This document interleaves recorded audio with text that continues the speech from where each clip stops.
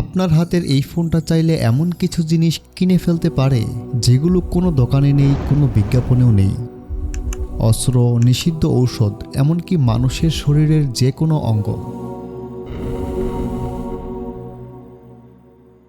শুনতে সিনেমার গল্প মনে হচ্ছে, কিন্তু বাস্তবে এই অদৃশ্য বাজারে প্রতিদিন কোটি কোটি ডলারের লেনদেন হয়। আজ আমরা ঢুকছি নিষিদ্ধ পণ্যের অন্ধকার জগতে।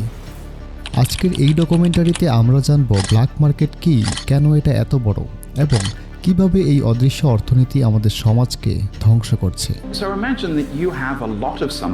বিশেষজ্ঞদের মতে বিশ্বজুড়ে ব্ল্যাক মার্কেটের মূল্য এখন প্রায় $2 ট্রিলিয়ন। এটা অনেক দেশের পুরো অর্থনীতির চেয়েও অনেক বড়।